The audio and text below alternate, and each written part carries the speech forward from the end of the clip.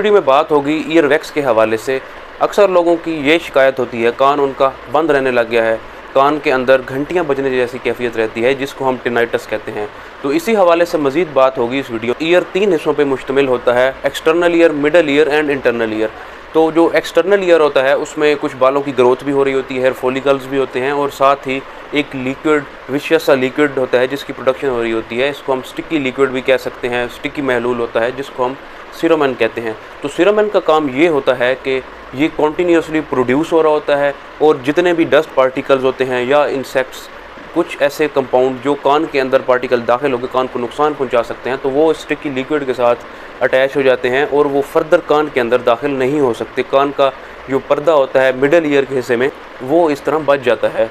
तो इसकी प्रोडक्शन के साथ साथ ये कान से क्लीयरेंस भी इसकी हो रही होती है, पानी के ज़रिए निकल जाती है या जब आप इसको कान को साफ़ करते हैं तो उस तरह निकल जाती है। लेकिन बाद औक़ात ऐसा होता है कि ये कान से नहीं निकल पा रही होती, वहाँ अंदर इकट्ठी होना शुरू हो जाती है या इसकी प्रोडक्शन जो कॉन्टीन्यूसली हो रही होती है वो ज़रूरत से ज़्यादा होने लग जाती है। दो ऐसे रीज़न्स हैं, कान के अंदर इकट्ठा होना शुरू हो जाती है और आपके कान को ये बंद कर देती है।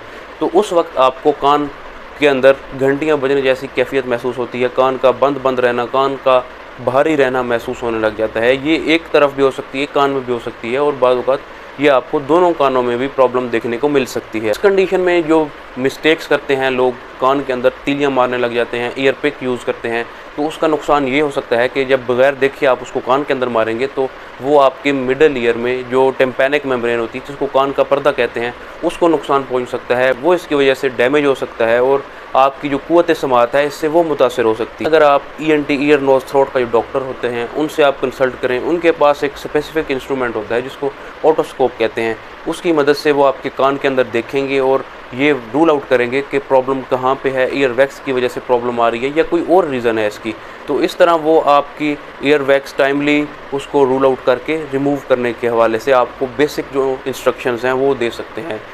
जब आपके कान के अंदर ईयर वैक्स ज़्यादा हार्ड हो जाए, ड्राई हो जाए, तो वो इस तरह रिमूव नहीं हो सकती किसी तरह भी। वो आपके लिए एक प्रॉब्लमेटिक सिचुएशन होती है, आपके कान के अंदर ज़्यादा दर्द होगी अगर इस कंडीशन में आप उसको रिमूव करवाने की कोशिश करेंगे।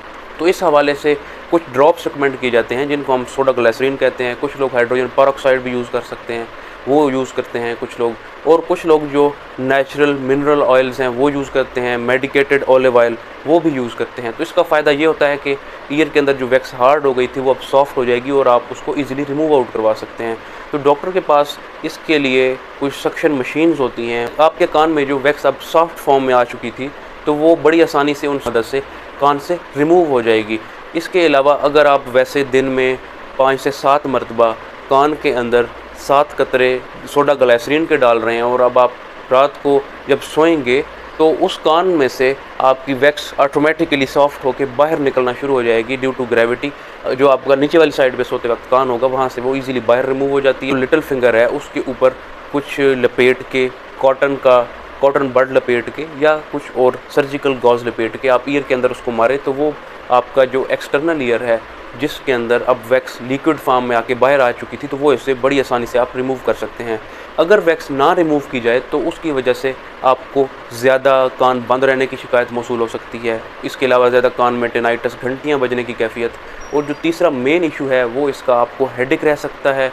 उसके अलावा आपका जो बॉडी का बैलेंस है वो डिस्टर्ब हो जाएगा क्योंकि कान के अंदर एक वेस्टिबुलर सिस्टम होता है जो कि बॉडी का बैलेंस मेंटेन करने के लिए रिस्पॉन्सिबल होता है।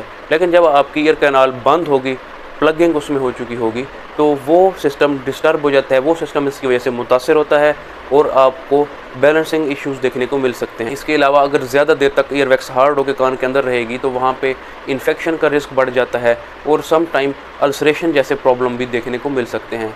तो बर वक्त आप इसको रिमूव करवाएं अनटिल अनलेस आप किसी सीरियस प्रॉब्लम का शिकार हो जाएं।